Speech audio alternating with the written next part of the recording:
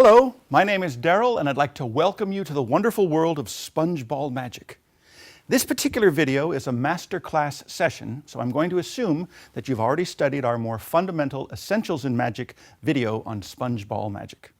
The purpose of this video is to take those of you who already have a basic knowledge of sponge ball magic and teach you more advanced effects, techniques, and subtleties. With that said, let's get started.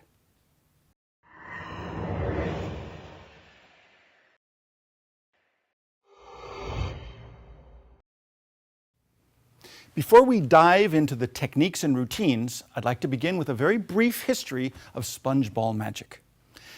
In the May 1971 Genie magazine column, The Vernon Touch, referring to sponge balls, Di Vernon wrote, "Now as far as I know, Count Sponges Orloff was the originator of the trick. At least he was the first one to commercialize the effect. This was back in the 20s. In his January 1986 column, Di Vernon wrote, "Prior to 1915, to my belief, there was nothing in print about forming balls from bath sponges." A New York magician by the name of Count Orloff caused quite a sensation in Saratoga Springs using only 2 of these rubber sponges. In 1926, Joe Berg introduced his cups and balls routine in which he used balls made of sponge. Joe Berg may have been the very first dealer to market sponges in his magic shop in Chicago. Louis Ganson wrote in his book Routine Manipulation Finale, copyright 1954, "To the best of Milbourne Christopher's knowledge, the earliest description of a trick using sponge balls is Phantom Balls by Jesse Lieberger in the October 1926 issue of the Linking Ring magazine." Other magicians whose names have been associated with the early days of sponge ball magic include Laurie Ireland, Al Stevenson, Larry Weeks, Al Cohen, Martin Gardner, and of course, Albert Goshman. There have been countless developments over the last several decades, and in this video series, I'm going to share with you the best of the best ideas.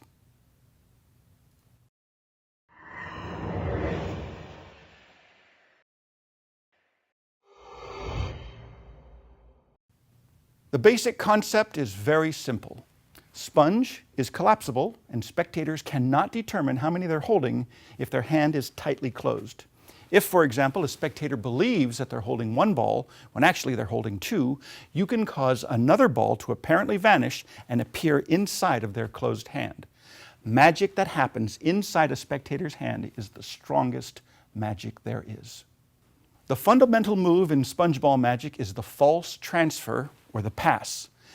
Hand number 1 pretends to transfer a ball into hand number 2, but actually the ball is secretly retained in hand number 1. When hand number 2 is opened, it will appear as if the ball has vanished. Now, I'll teach you the specific details later, but first I'd like you to understand some of the basic principles that will help make your false transfers as deceptive as possible. 1, look at the hand that is supposed to contain the ball. In other words, it would be very bad to pretend to put the ball here, but look at the hand that really contains the ball. In fact, you don't even want to think about the dirty hand. Don't feel guilty. I've seen some magicians do the pass. The ball's supposed to be here, it's really here, but they feel guilty, so they try to hide it or put it behind their back. Big mistake. The action of transferring should be smooth and continuous. I like to think of this little toy that's called Newton's balls, or Isaac Newton balls, where one ball hits the other and then it comes back like this. That's how you do the transfer. You start with the ball in one hand, you transfer it, and you continue the action. In other words, you don't want to break up the action by showing a ball here, pausing for a moment or two, and then continuing. That's very suspicious. So just keep it smooth from one hand to the other. Now, the hand that is supposed to contain the ball should look like it might actually contain a ball. In other words, it should be puffed out a little bit. In other words, if you take a 3-inch sponge ball, apparently put it in your hand, you don't want your left hand to be closed in a tight fist because it couldn't possibly hold a ball if it was like that. So puff it out as if the ball could actually be in there. Another point is that you must believe the ball is in the hand you claim. If you really believe or try to make yourself believe that the ball is there when it isn't, your body language, your intangible, nonverbal communication will actually show through, and that's a very convincing touch. Now, Slidini was a master of this. He would pick a coin up off the table, actually letting it slide into his lap, but he would look at the audience and he'd hold the coin right up like this. You would almost see the coin in his hand even though it wasn't there. So if you truly believe or you act as if the coin is really there, your body language will convey that message as well.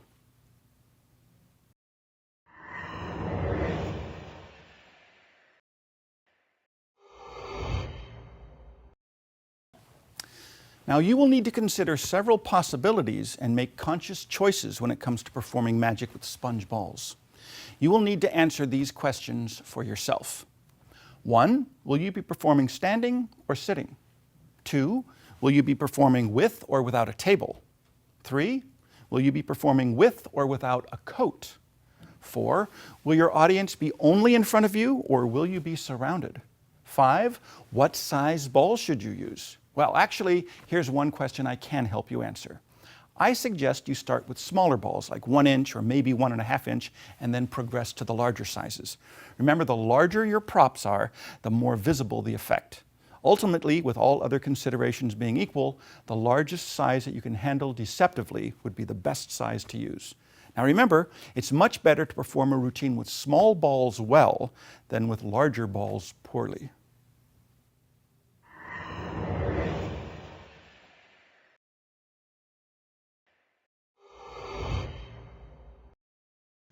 You could, of course, begin any routine by simply removing the props from your pocket or your case, but let's begin this session with a few methods of magically producing a ball.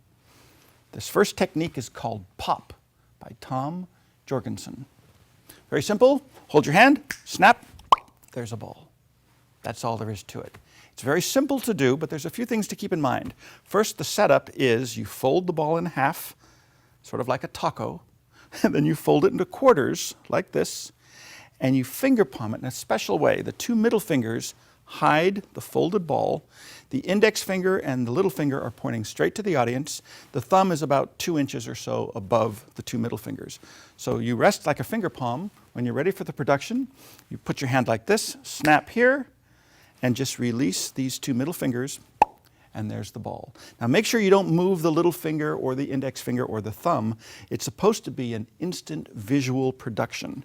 So it's just the middle fingers that move out of the way. So once again, you have your hand, you show your hand like this, snap, there's the ball. All right, that's all there is to it.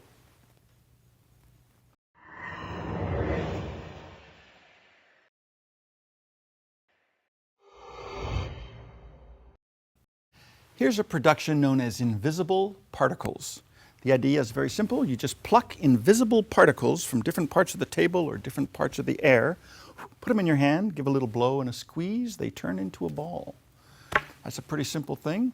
A couple of tips. First, you just finger palm the ball in your right hand. That's it. That's your setup. So you could say you're looking for a ball, you don't have it. Oh, I'll produce one by magic. Here's the deal. Your left hand is open, your right hand picks up invisible particles and places them into the left hand. Now, as you're doing this, when you reach for one of the particles, you just roll the ball to the tips of the fingers, so secretly you transfer the ball from your right hand into your left. The audience doesn't know that. All they know is you take an invisible particle, another invisible particle, and after you've transferred the ball, then you take a few more, letting the audience see that your right hand is empty. When you're ready for the production, you go like this, boom, there's the production. Now, how to not transfer the ball. You really don't want to get into the habit of having the ball finger palmed in your right hand and then plucking the invisible particles with the first finger and thumb, and then when you're ready for the transfer, make a big move out of it. It would be a lot easier in the act of reaching for the particle. You roll the ball to the tips of the fingers. So now it's not really in a finger palm anymore. It's at the tips of the fingers, and it's a lot easier to transfer to the other hand. Remember, reach for a few more, showing the right hand empty, and there it is. Okay? Mark Leveridge from England, he has a great idea. It's called the mobile dust collector. His method is similar, but the best part about it is you don't have to do a secret transfer. What he does, he starts with the ball secretly finger palmed. He says, I have this close-up mat is a mobile dust collector. All I have to do is pick up little pieces of dust like this, put them in the other hand, blow on it, rub the hands together, and they turn into a ball. Well, now that's a good idea because, like I said, there's no secret transfer. If you've got the ball in a finger palm here, you could take as many pieces of invisible dust as you want. When you're ready for the production, you just blow, and then you rub the 2 hands together. Well, that's a very easy way to get the ball to appear. All right? That's it.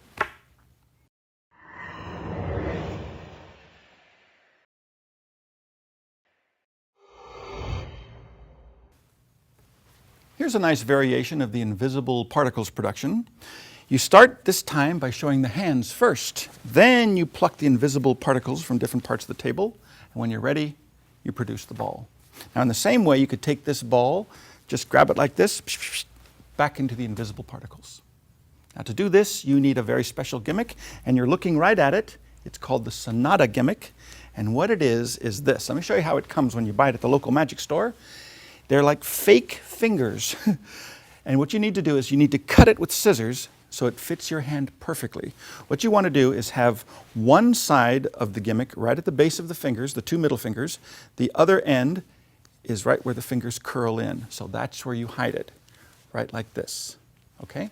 Now if you use your thumb to open up that like a little trap door, you can put something inside, like a super soft sponge ball, close the trap door, hold it in place with the fingertips, and I always look at the other hand, not the hand that's got the gimmick. So you show your hands apparently empty.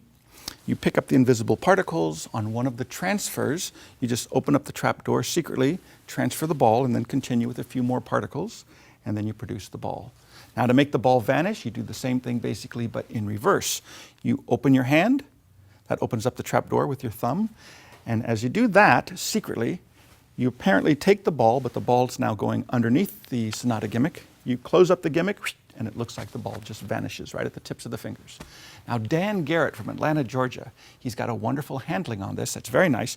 Instead of doing the invisible particles production and the transferring of the ball, he starts by showing an invisible ball at the tips of his fingers. And then he transfers it from hand to hand, and without stopping, it just slowly becomes visible. Now, what that is this. You've got the ball, of course, hidden underneath the Sonata gimmick. You show the hand like this, which is kind of nice because it looks like you're showing an invisible ball, but the audience sees apparently a completely empty hand. Then you transfer the invisible ball from hand to hand, and without stopping, you just open up, grab the ball, and slowly let the ball become visible. And that's the production by Dan Garrett using the secret Sonata gimmick.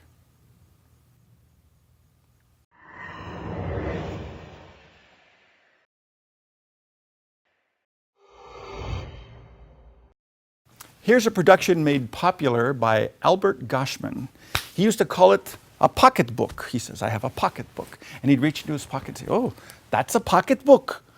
It's a Las Vegas purse, that's what some people call it, but it holds sponge balls. Great way to do a quick production.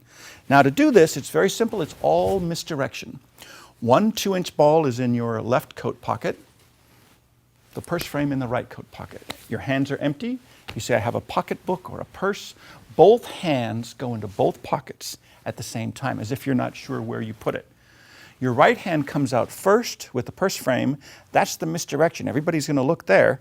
Then you casually bring out your left hand from the pocket secretly with the ball concealed. You shake it, you look at it, you hold it between both hands if you want to. Then, when you're ready for the production, you just open up your left hand. You grab the purse frame at the bottom pretty much by the thumb and middle finger. You open it up, reach inside, you pull it out. That's all there is to it. Well, a little variation. Albert, when he did this, he would actually steal out 3 balls all at the same time, and he'd put his hand flat on the table. I remember that, and he'd reach in there. If you have a table, if you like that, that's a perfectly good way to do it. I usually work without a table or I'm standing up, so I say I have a little something, both hands go in, you show this, that's good misdirection. You just put it in the other hand, you reach in, you take it out. Now, if you're going to do more than one sponge ball, you can either produce them one at a time, or you could just produce all 3 at the same time. Now, Slidini had a completely different method for doing the purse frame production. He'd start by bringing out the frame, the hands are empty. He'd say, do you see anything? You don't see anything, you don't hear anything. Do you hear anything? And he'd go to the person on his right. They wouldn't hear anything either. He says, oh, that's because they don't make any noise. They're soft, they're made of sponge. Now, because this is done by Slidini, chances are pretty good you've guessed it uses the lap. Slidini was a master of using his lap as a servante. What he'd do is just put a ball in his lap. This would be over here. Hands are empty. He reaches inside, pulls this out. So this is nice because it's on the table. The hands are empty. You listen. You don't hear anything. In the act of taking this purse frame and going to a person on your right, letting them listen, he says, I don't hear anything. Do you hear anything? Did you see what happened?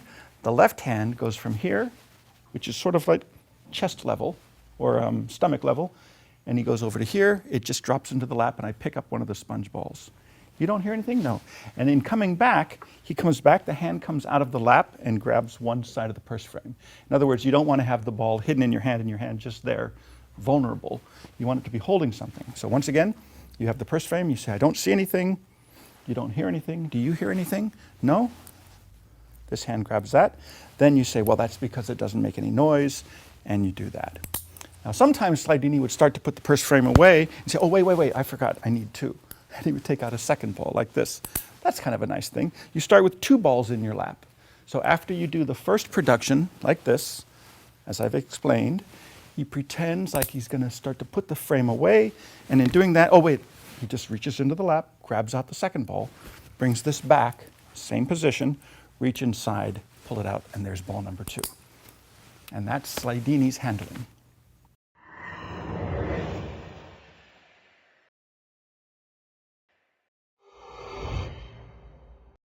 Here's a little technique I like to call Daryl's method.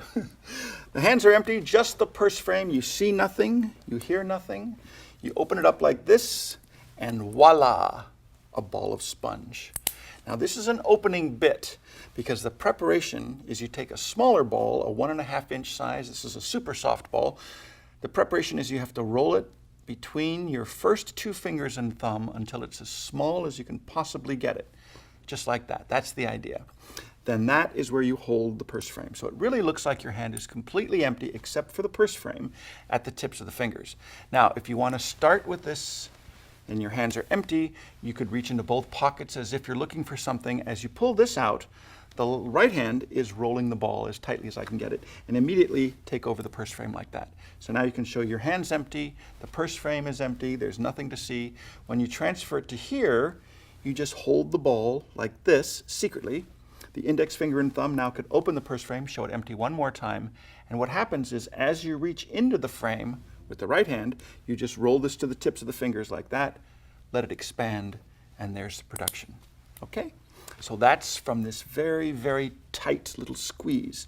The hands look empty except for the purse frame. You open it up, they see it's empty. You reach inside, pull out the ball. Here are a few miscellaneous purse frame ideas. This first thing is by Johnny Paul. Great idea. If you have the ball finger palmed in, say, your left hand, the hand that holds the purse frame as it's opened, and you make the production from there. He has this idea where he sticks the 3 middle fingers in the purse frame like this, gives a quick flash to the audience first, then does the magic, then does the production. It almost looks as if you're showing the inside of your hands, the inside of the purse frame, completely empty before the production. A nice thing about the purse frame also is that if you have another ball in your pocket, like this, after you use the purse frame to make a production, just in the act of putting the purse frame away, you could secretly steal another ball. So that gives you a reason to get one extra step ahead.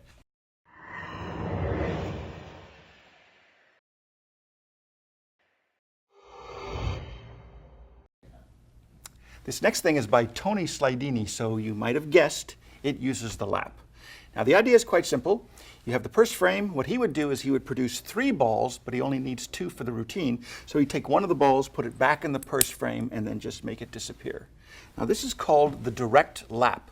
What you do basically is just drop the ball right into your lap. Of course, your hand is here at the edge of the table, and this is important. Make sure that your hand is on the table.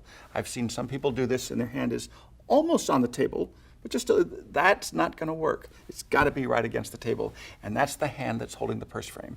So you open up the frame, you pick up the ball, your hand is on the table, you put it directly into your lap, you bring your hands up. Personally, I like to close this hand as if it's holding the ball, and then just kind of casually put the purse frame down like that. That's the Slidini touch. Now, Ray Grismer, he had a great idea. What he would do is this, completely different from anything else. He'd open up the purse frame, away from the table, put the ball inside like this, close it up, pass it like that, the ball's gone. What this is, it's the old thimble move. Normally you'd have a thimble on your finger, pull it in, thumb palm it, go like that. Same idea with the sponge ball. Bring in both fingers, thumb palm it, reach out, and it's thumb palmed like that. So here's what Ray Grismer would do. Show the purse frame, open it up, pick up the ball between the first 2 fingers.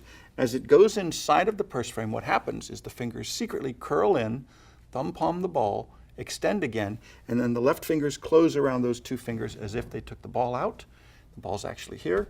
Finger palm it as you close the frame, pass the frame over the hand, and show the vanish. That is by Ray Grismer.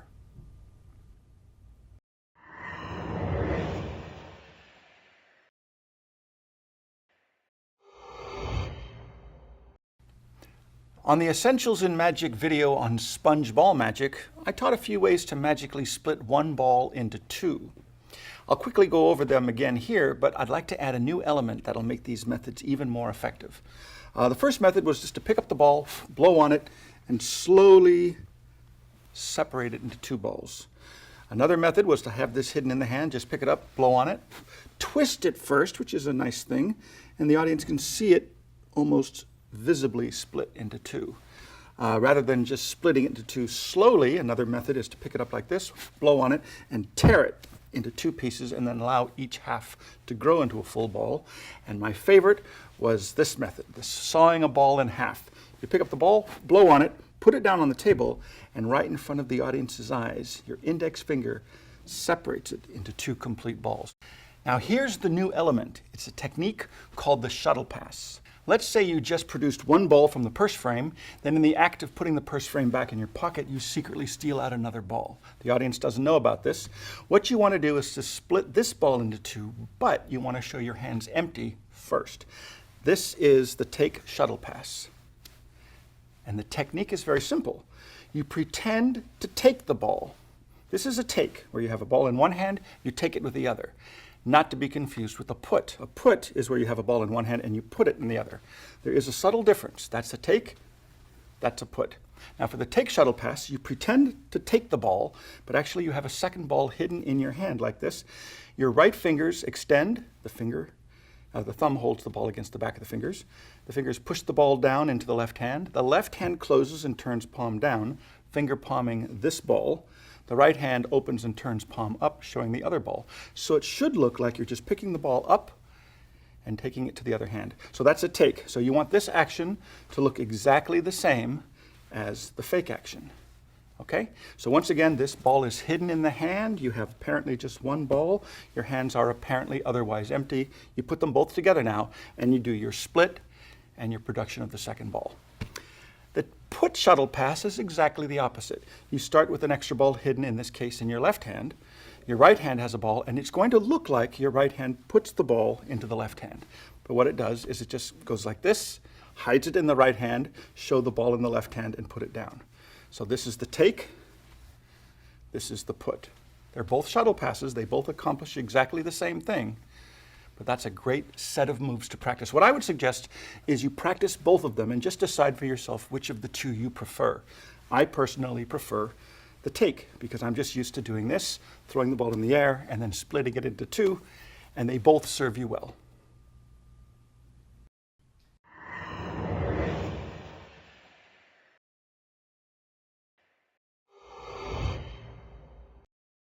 There are many specific techniques for performing a wide variety of false transfers.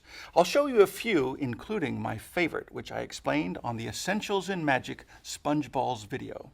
First, a little something called the nip and tuck vanish, also known as the no skill vanish, because it uses no skill. Very simple to do. You take the ball, place it in your hand, close your hand, that puppy's gone. What you do is you just pinch the top of the ball between the index finger and the thumb like this. You place it right at the tips of the fingers of your palm up left hand. That's pretty easy. You use your right hand in a way to sort of close your left fingers. And in doing that, of course, the ball goes into the hand. Because you have it pinched, you just never let go. You never let go, you just bring your hand out. That brings the ball out. So at regular speed, it looks like it goes here, it looks like it goes there. You do this, and then it's gone. Now, once you take the ball out with your right hand secretly, like this, in the act of putting your right hand down onto the table, you stop pinching it and you just curl your fingers in a little bit to give it a finger palm. So it looks like it goes there, it looks like it goes there, you finger palm it as it goes down, and then you show that it's gone. So that's it. The only variation I can think of on this particular handling is to put the ball in the left hand a little bit deeper. Now, if you want to put it closer to the palm of the hand instead of at the fingertips, the only thing you have to do is separate your right index finger from your middle finger. That way the left fingers could go between those two fingers, and that allows the ball to go right into the palm of the hand. The same thing exactly. The hand closes, the right hand moves out, but you have to be careful here because these fingers are separated. You don't want to pull your hand out this way and flash the ball. You've got to pull it out this way, finger palm it as it goes down to the table. So that's the regular way at the tips of the left fingers. And here's the other version where it goes a little deeper into the hand, but it's the same handling exactly. The next vanish is called the pickup vanish, also known as the fake take. Now, I think we talked about the shuttle pass a while back. The shuttle pass is a great move where you have two balls, remember, and you pretend to take it from one hand to the other, and actually you secretly switch balls. For this, all you do is just the first half of the shuttle pass, or you show your hands empty like this, pretend to pick it up, your right fingers press it down onto the hand, and it's gone. So it looks like you pick it up from your left hand into your right hand, you make the ball vanish from the right hand. Now, the vast majority of the false transfers that I use, I would start with the ball in the right hand, apparently put it in the left hand for the vanish. This is one of the very few exceptions. So what happens is you start with the ball in the palm up left hand, you pretend to pick it up with your right fingers like this. What you really do is your right fingers just press it down onto the left hand, so it's flat. The left hand finger palms the ball as it closes and turns palm down. At the exact same time, the right hand pretends to pick it up like this, crumples it into a fist, makes it disappear. So really, it's the first half of the shuttle pass, and you make the ball vanish from your right hand.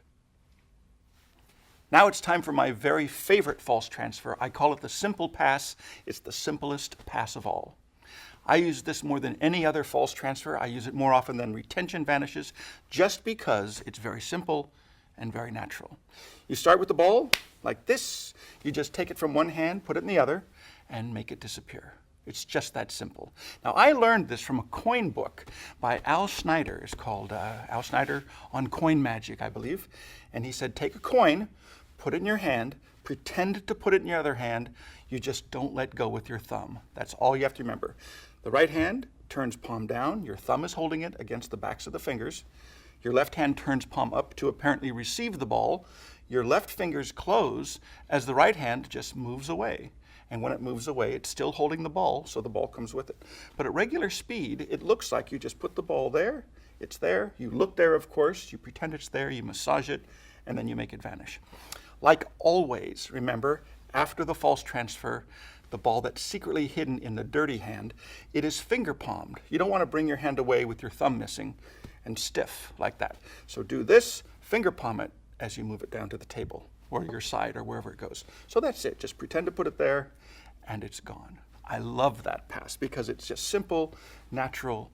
Practice it over and over again until it becomes second nature, and it may very well be your false transfer favorite as well.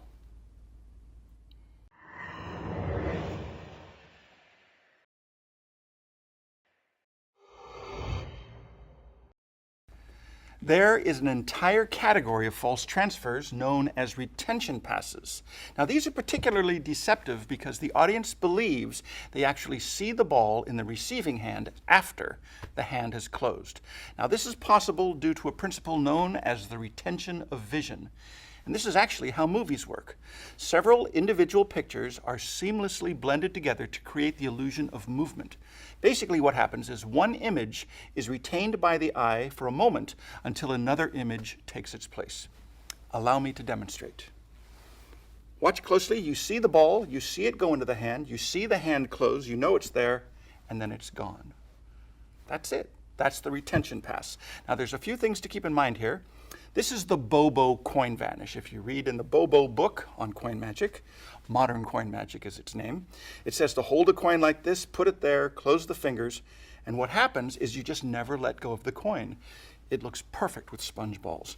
You pinch the sponge ball with just the tip of the thumb and middle finger, place it into the palm of the left hand, palm to the audience. The left hand closes. In fact, some people, when they do this, they make a big thing about this. They freeze this position for just a moment to make sort of a visual image on the spectator's eye. Then they'll close just the bottom two fingers like this, keeping this image now. What happens is if you close the entire hand around the ball, your right hand can just move down and pull the ball out. Now, of course, if you were to do this, everybody would see it, right? That's not a good retention. So what you do is you pull the ball out, but your right hand just turns a little bit so the back of the hand shields the fact that the ball comes out. You're still just pulling it out, but you just shield it like this and then move down. So there's the ball, there's the hand, it goes inside, you point to it if you want to, that puppy's gone. A few other things that you could do with this is you could place the ball higher up in the hand. I know some people that do this. They don't place it into the palm. They actually put it a little bit higher for some reason. I think that might help the illusion of the retention, perhaps. My favorite thing to do with this particular handling is to fake the audience out. I say something like, well, one day I saw a magician, he did a great trick. He took a ball, he placed it in his hand, he rubbed it, and it looked like the ball was gone, but actually he had it hidden behind his thumb. Oh, that was a great idea. Have it hidden behind the thumb like this, and if you practice, you can actually go like that. Huh? That's all it is. The retention vanish. Hope you like it. Okay, so I cheated, but just a little bit. What I did the first time is actually place it behind the thumb. By the way, this is known as the back thumb clip. The second time, I did the Bobo coin vanish, which is this, same thing as I showed you before. The hand covers it, you pull it out. So I had it in my hand. Of course, I did cheat just a little bit, even though I'm standing up. Sponge balls are soft. They don't make any noise when they hit the floor. So that's what I did. I put it here, pretending to put it in the back thumb clip. I steal it out, point. As soon as my hand touched the table, I just let the ball drop into the floor like this. It's gone, it's gone. Voila.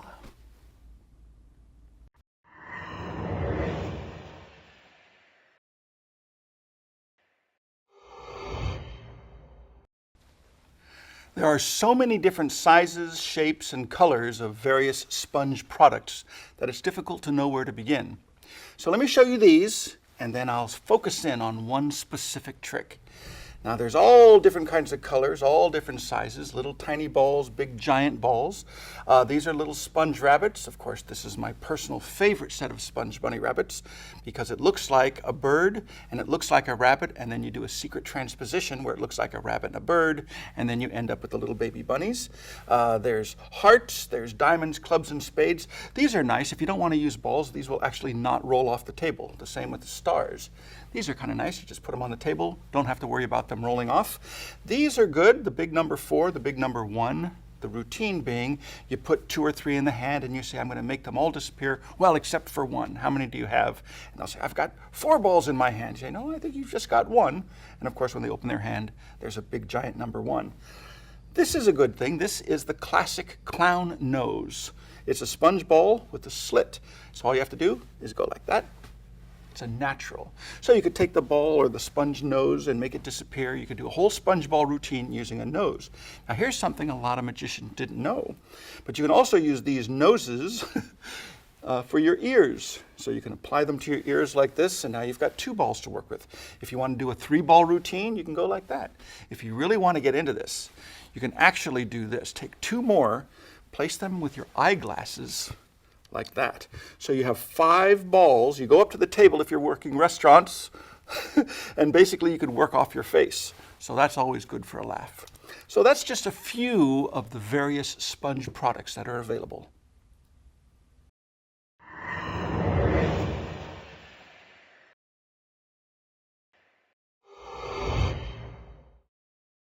Also remember that for maximum visibility, the color you use should be a good contrast to the color of your clothes and the color of your performing surface. Another consideration as to your clothing is your pockets.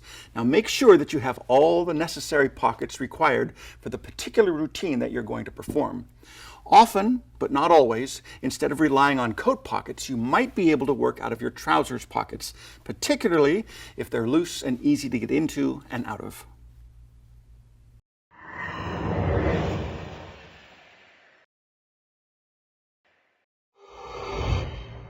How do you choose the sponge ball that is right for you?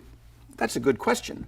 I would suggest you begin with the 1.5 or the 2-inch size in the standard red color.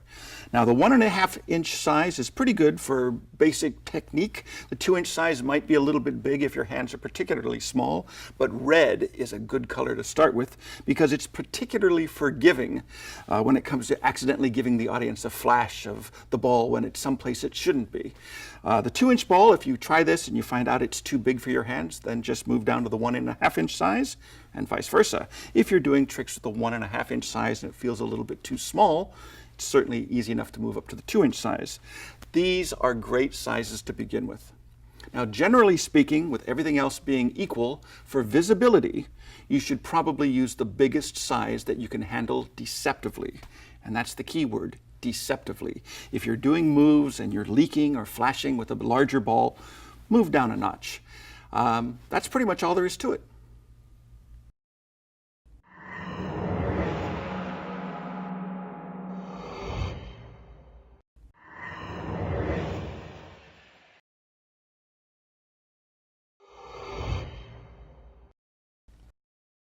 Here's a lovely thing by John Tremaine. It uses a little black plastic box.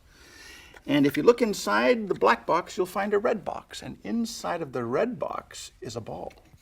Now what's interesting is that the black box could actually fit inside of the red box like this.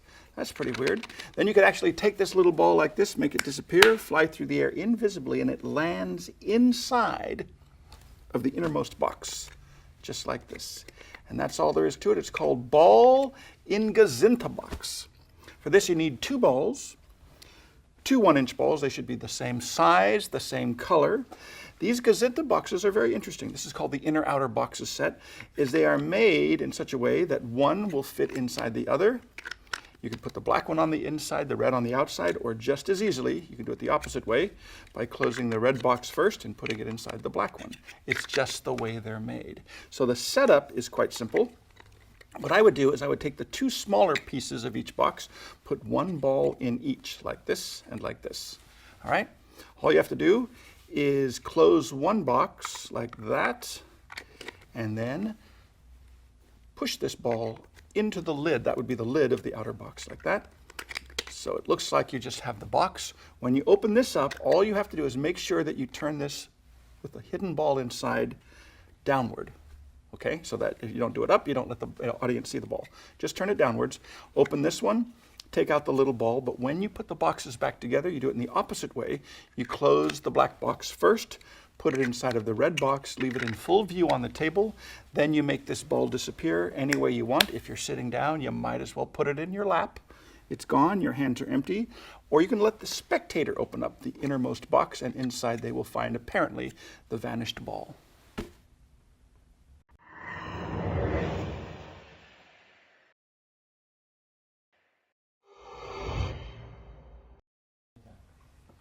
This trick is called ball to coin. So I suppose you know exactly what's going to happen. You start with the ball, put it in the hand. Oh, I forgot, you have to squeeze it. That's right, you have to squeeze it until it becomes a silver dollar. Now this is very simple. It's the Bobo switch. Very, very classic move in coin magic. The only difference is you do it with a sponge ball to a coin. So you start with a silver dollar or a rock or a seashell or whatever you want to change the ball into is finger palmed in the right hand. Nice thing about the coin is it's flat, so you can use a little something called the Ramsey subtlety. And that is, it's a way of showing your hand apparently empty. They could see the palm of the hand without exposing the hidden coin. So if you're holding something else in the same hand, like a sponge ball, it looks perfectly good. Usually I'll transfer it over to the left hand once, not doing the Bobo switch, and then I'll do it the second time, say, oh yeah, you have to squeeze it, and then it changes. The Bobo switch is quite simple. You hold this in the finger palm, you pick up the ball, it's pinched between the thumb and first finger like this, and if you hold on to the ball and move your hand with a little jerk, it's inertia, and you let go with the little finger and the coin will actually go. That's it. So you have this hidden here, you pick this up, and it's a switch. So practice that several times until you can do it without even thinking about it. You just pinch the top of the ball, move your hand, and then finger palm the ball as it rests on the table. That's basically all there is to the Bobo switch. So you start like this, you show the ball, do it once, nothing happens. You say, oh yeah, you have to squeeze it, and then it changes. Suffice to say that if you happen to have a finger ring on your left hand, as I do, you need to be careful. You don't want to make any unnecessary noises. So what I would suggest, one of two things: either aim for a completely different part of your hand as far away from the ring as possible, or if you prefer, you could use a smaller coin. Another method for doing the ball to coin is the old spellbound thing. Spellbound is great. It's in the Stars of Magic, which is a wonderful, wonderful book. It's normally done with a $50 and an English penny. So you change a coin from silver to copper, silver to copper. But here, you start with this finger palmed, you show the sponge ball, and all you do is you rub the sponge ball and it changes to a coin. You rub it back, it changes back to the ball. You can do this over and over again. Eventually, you want to bring this to a finish, so you can show it like this, you can show it like this, and apparently the hands are empty. That is basically spellbound. So the coin starts in the finger palm, the ball is in the palm up left hand, middle finger and thumb are holding the ball like this. All that happens is as the right hand covers the ball, you open up a little bit, you thumb clip the ball like this, and as the right hand moves away with the thumb palmed ball, you just leave the finger palmed coin in its place like that. That's it. Now, as soon as the right hand moves away, the right hand moves down to the table. It goes from the thumb palm into the finger palm. Now, because the ball now is in the finger palm, you're ready to repeat the change. Same idea, you thumb palm the coin. And the thumb palming of the coin is this. You clip it with the top of your thumb against the base of your index finger. You leave the ball in its place. The right hand moves away. So now the coin is thumb palmed, and like the sponge ball just a moment ago, as the right hand rests on the table, the coin is transferred from the thumb palm to the finger palm. So that's all you do. Do this in front of a mirror over and over again. Turn the coin over once in a while. That's kind of a fun thing to do. Okay? So you change it from the coin to the ball, from the ball to the coin. Eventually, when you're ready to finish, here's a little something I saw Fred Capps perform. On the last change from the coin into the ball, instead of stealing the coin with the thumb palm of the right hand, you just allow the coin to drop into your left hand. So it's here, you let it drop, and you put the ball in its place. This way you could show your right hand is empty. That's a nice touch. And then to show apparently both hands empty, you do a little something called the Gary Kurtz transfer, something I read in a book by Gary Kurtz. Great idea. He does it with a stack of coins. But for this, it's just one coin. So here's what you do. The last sequence, remember, you've got the coin here. You let it drop as you leave the ball in its place. All the attention at this point will probably be on the right hand because you've never really shown the right hand empty between changes. So here you just casually show it and then place the ball here. So remember, the coin is in the finger palm of the left hand, and here's the change. As you put the sponge ball back into the left hand, what you're really going to do secretly is transfer the coin from the left hand to the right hand. It sounds more complicated than it is. And here's a little tip. This coin is not in a deep finger palm. It's actually not flat against the fingers. It's lifted up a little bit, so there's some space between the bottom of the coin and the fingers. That's important because what's going to happen is as the right hand places the sponge ball into the left hand, the right thumb is going to hook onto that coin and steal it. Okay? So if this is flat against your fingers, it's going to be pretty hard to pick it up. But if it's moved up a little bit away from your fingers, so there's a little space, it's a lot easier to pick up with the thumb. Okay? So here's the move. You show this. As you place the ball into the left hand, the right thumb is just going to reach there, grab the coin, and take it. Now that sounds pretty complicated, but after you do it a few times, it's really pretty simple, and it looks very nice. It looks like you just show the hands empty, except for the ball. And that is a couple of methods for doing the sponge ball to coin illusion.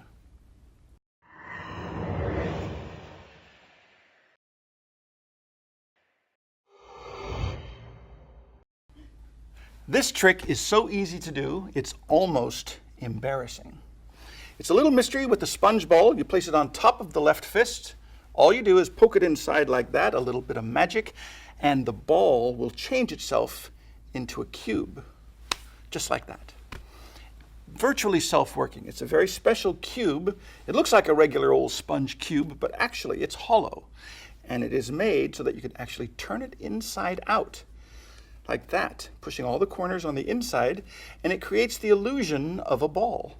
Now, it's not exactly the same as this ball, but it's close enough, especially if you hide the bottom part. So I would hide it with the fingers, hold the other ball pretty much the same way. So it looks like two balls. You put one down. This ball you place on top of the left fist, like this. So you make a fist, put this corner part inside like that. So it looks like you just rest the ball on top of the fist. When you poke it in with your index finger of the right hand, you're just turning it inside out again, which makes it right side in, right side out, and it looks like the ball changes into a cube. You could do the trick by itself like that, or for fun, you could start with this turned inside out and have this inside of your left pocket, for example, here. Now you could take a second ball, which is just a regular ball, make this disappear, and it says, it jumps from the hand and it lands in the pocket.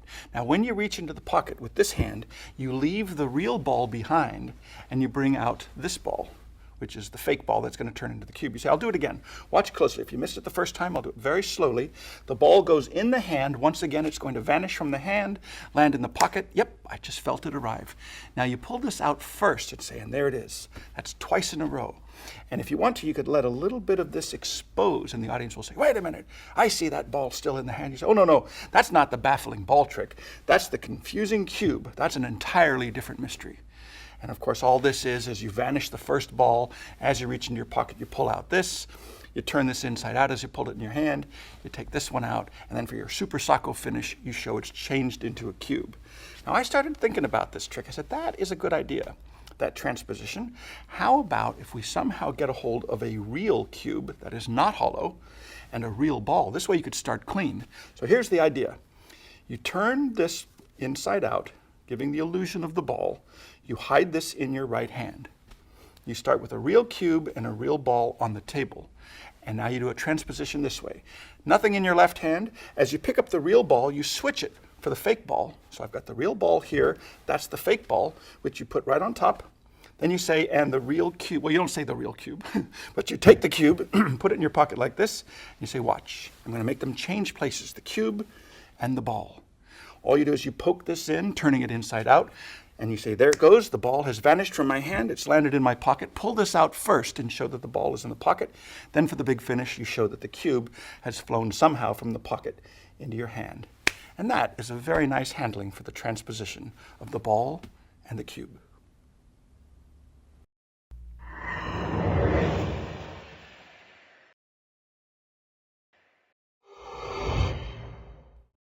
Routine development. This is one of my favorite subjects, and quite honestly, I suppose I could talk for hours on this topic alone. Basically, your routine should progress. It should build. Study the books like Magic and Showmanship by Henning Nelms and Strong Magic by Darwin Ortiz. These are classic books on presentation. Now, you do not need to perform the specific tricks, but you do need to understand the principles that the tricks illustrate. And above all else, remember to finish strong.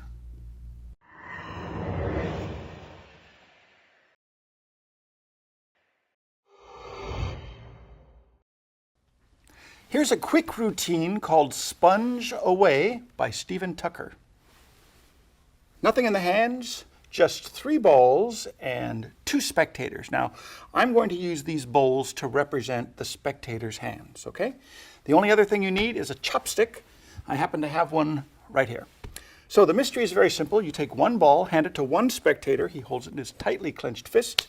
The second ball goes into the magician's hand.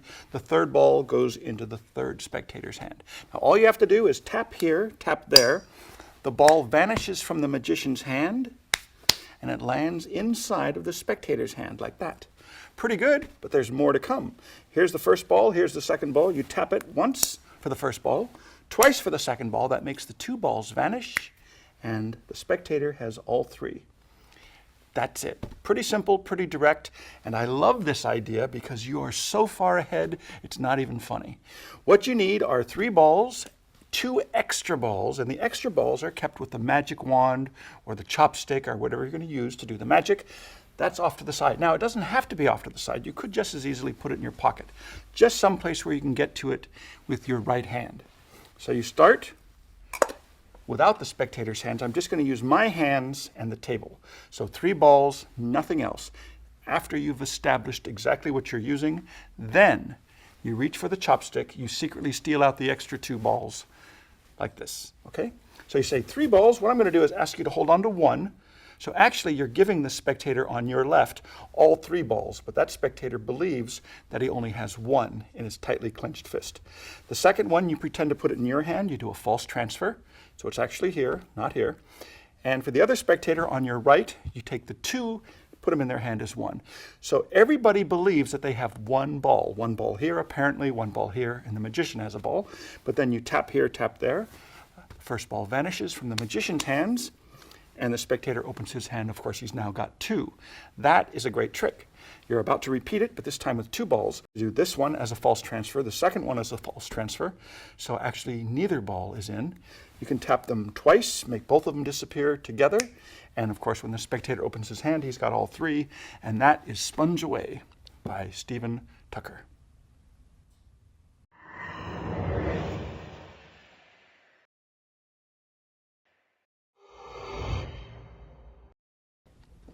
This is called The First Routine by Frank Garcia. Once again, this will represent the spectator's hand. You start very simply. You just take out a ball like this, pick it up like this, and right in front of the audience's eyes, it splits into 2. So here's a fun thing. You put ball number 1 here. Ball number 2 joins ball number 1 like this, 1 in each hand. But if I give a little massage, the first ball jumps across. That leaves only 1 here and 1 here. Now, if you miss the first one, it's okay. I'll repeat the illusion. Watch closely.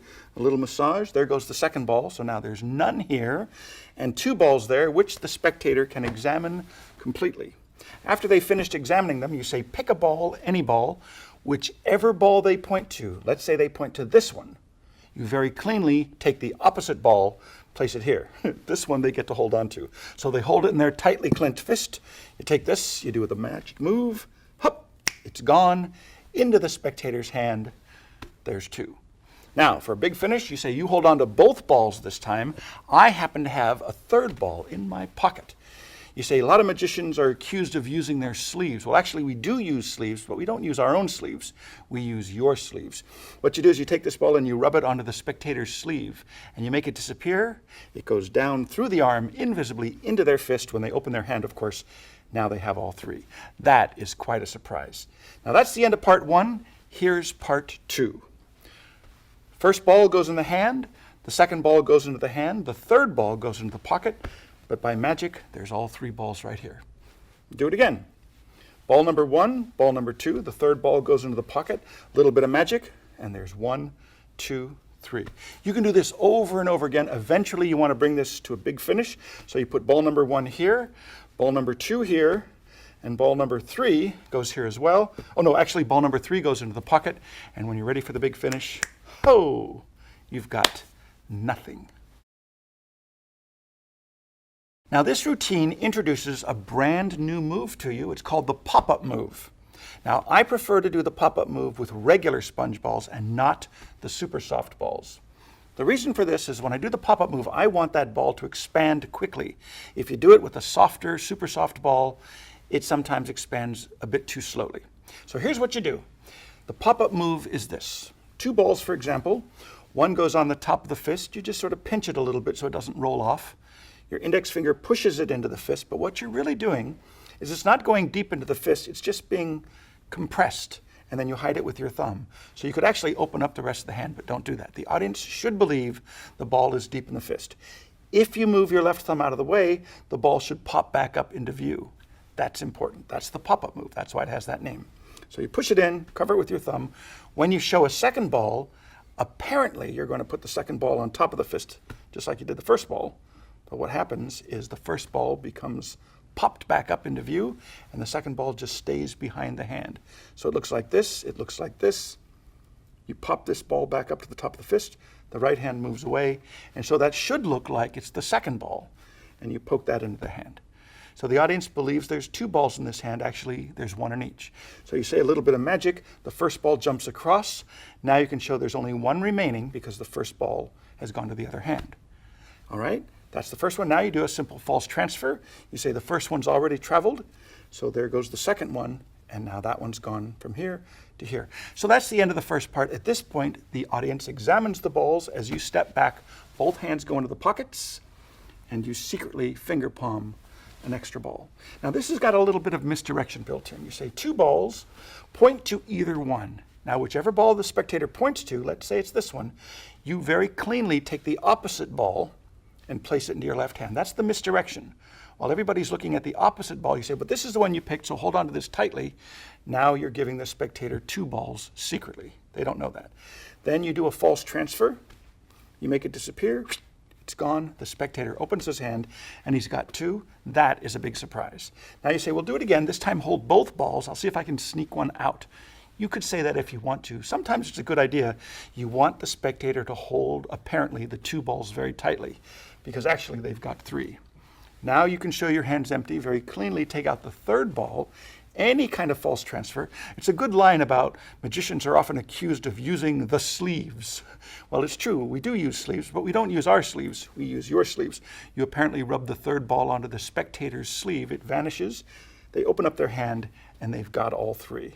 That is a nice surprise as well. So you've done the first couple of phases, and secretly you have the extra ball hidden in your hand. Now it's time for the 2 in the hand, 1 in the pocket sequence. Here's what you do. Nothing in your left hand.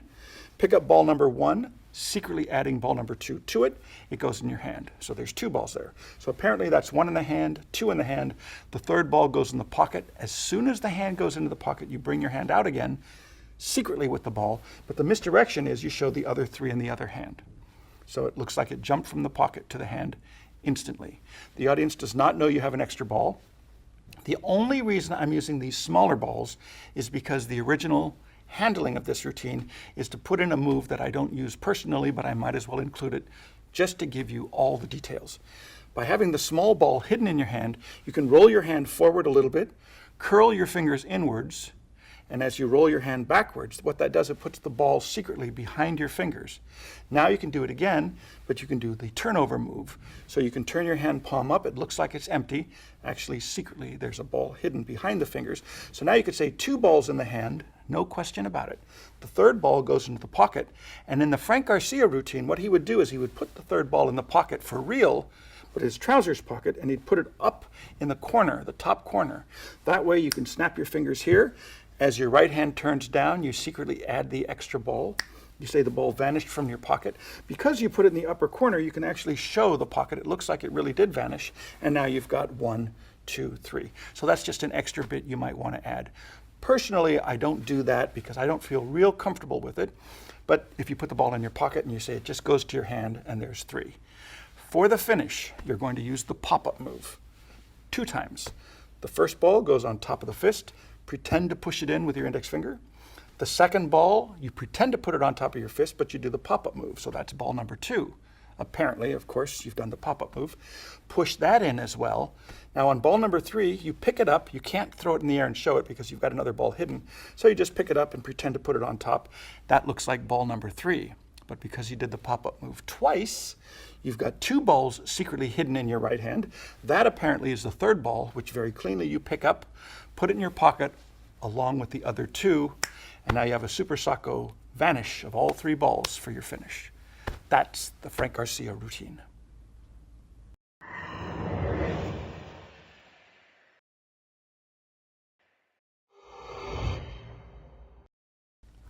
Balls through the table into the hat by Pat Page. Lovely trick, you just use a little hat, which you can borrow from somebody in the audience. You have 3 balls of sponge, 2 empty hands, and most importantly, a solid table. Now the idea is you take one of the balls, it goes underneath the table. In fact, you can hear it. And if I snap, oh, I think that's the first one. Yes, there's the first ball, right through the table. If you missed it, I will repeat the illusion. Ball number 2, just like the first one. Right through the table. Yep, there's 2 for 2. And the last one, watch closely. The last one goes the hard way. The hard way is without going through the table, even more impossible, through thin air from here to the hat. Boop! 3 balls and a hat. That's all there is to it. It's the one ahead principle, which is a lovely thing. And for this, of course, you need an extra ball. To start the trick, you've got 3 balls in view, 1 ball hidden in your hand, and that same hand is holding the hat. So it looks like the hat is empty. As you place the hat on the table, of course, you just load the first ball underneath. So that's pretty simple to do, like this to there. Your hands are empty. Your left hand picks up 1 ball. Your left hand goes under the table with the ball. You hit it a few times, and then as your right hand picks up the hat, all the attention should be on the ball underneath, and it just goes into the left hand, and the left hand loads the ball from underneath the table into the hat. So there's the first one. You can cover it up, you could show it, take the second ball, just like the first one, it goes under the table, boom, apparently right through the table, underneath the hat like this, and you've just loaded the 3rd ball. If If you want to give it one last shot, just 2 balls here, give it a quick show, do this. You could do the exact same thing with the third ball, or just for variety, you could do a false transfer and make it fly through thin air, or you could take it, place it in your pocket, and have it go from your pocket to the hat. Either way, you end up with 3 balls under the hat. Now that's the basic method. Another idea that I read in this book that was a little variation on the third one, instead of putting the third one under the table like this, you could put the third one under the table, but with your right hand at the edge of the table. Secretly, you transfer the ball like this to the thumb palm of the right hand. So the right hand is here at the edge. The third ball goes under the table, but when I go under the table, secretly, I come back and just stuff it right into the thumb palm position of the right hand. So here's the ball under the table. I'm thumb palming it now. It goes through. That way you could bring this hand out empty, lift this up, and there's apparently all 3 balls, and you finish clean. Well, when I read that, I said, that is actually a very good idea. Maybe we could do this for all of the balls. So here's a little variation on this ball through the table routine. It's basically the same trick, just a slightly different handling. So you start the same way with the extra ball here, 3 balls there, nothing in the hat, your hands are empty, you're already 1 step ahead. This time what you do is you leave your left hand at the edge of the table. The right hand takes a ball. Apparently it goes under the table, but you actually do this because I've transferred it to the secret thumb palm position. So now you show the first ball has gone through the table, and there it is. You see what's happening? You're another step ahead. As you put this down, you put the second ball there. Once again, the left hand rests at the edge of the table. The second ball, actually all 3 of them should be on this side probably, so you don't have to cross over. You take the second ball, goes underneath. Secretly, I'm placing it into the thumb palm position of the left hand, but this way you can show the next one's gone through. Your hand is empty. Just in the act of picking up the hat, you transfer it to your left hand, loading the third ball, and now you're ready for the big finish. And for the last one, you can vanish it in thin air, you can pass it through the table, or if you happen to have a big load, like a cantaloupe or something in your pocket or in your lap, you could take the last one, put it in your pocket, and as you show that it's gone to the hat, you steal out a big load of whatever you can fit in your pocket and put that into the hat. And that's a nice way to finish. Then for your super soccer finish, you can produce whatever it is you can sneak under your hat. And that is the sponge balls through the table into the hat by Pat Page.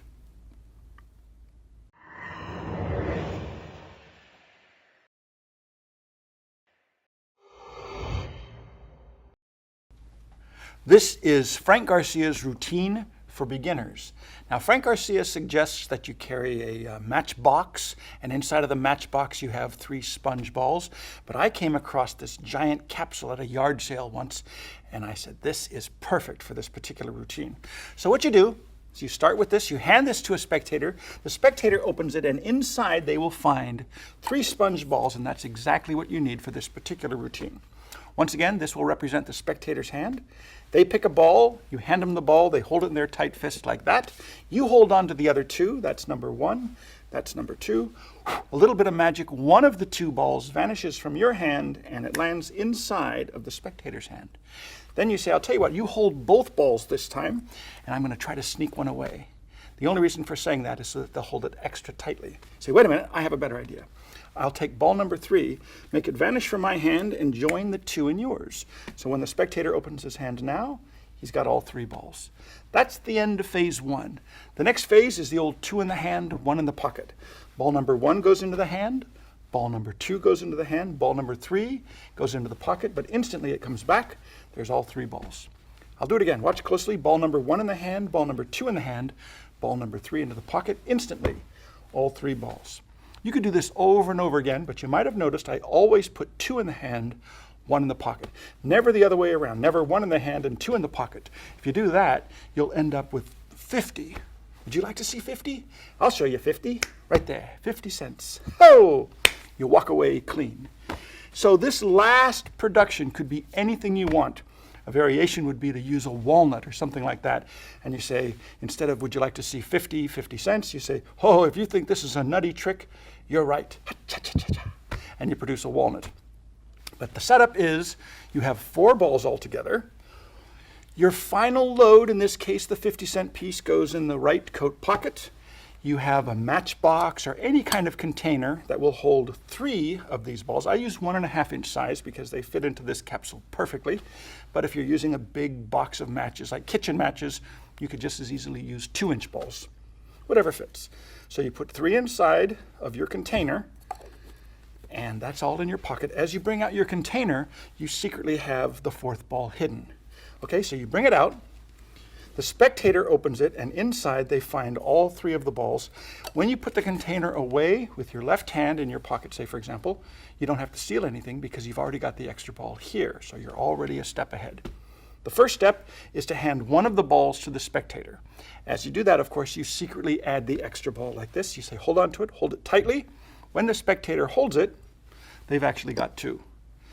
You apparently are going to hold the other 2. You actually put the first one in your hand. In the act of putting the second one in your hand, you do a false transfer. So they think you've got 2, you really only have 1. You do the magic, you make one of the 2 apparently vanish from your hand, and it lands in the spectator's hand. So now they've got 2. In the act of giving them the 2 balls apparently back, you secretly add the 3rd ball. So now you're a step ahead again. For the big finish, you do this, you make this one disappear, and it's gone into the spectator's hand. They've got all 3. So that's the end of the first phase. The second phase is, as usual, the old 2 in the hands, 1 in the pocket sequence. You've got the extra ball here. You say 1 ball in my hand, that's actually 2. 2 balls in the hand, that's actually 3 now. The 3rd ball goes in the pocket. As soon as you put it in the pocket, immediately you show 3 in your hand.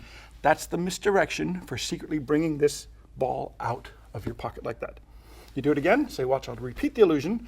1 ball in the hand, that's 2. 2 balls in the hand, that's 3 now.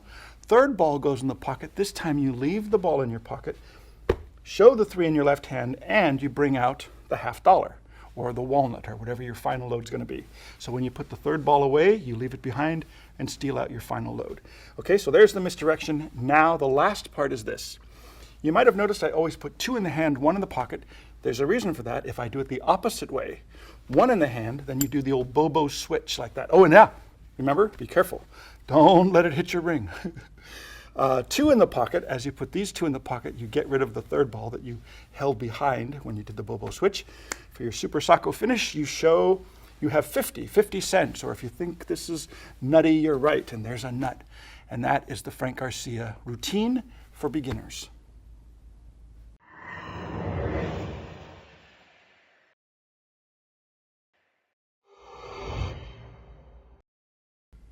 Well, there you have a lot of great sponge ball magic to practice and perfect.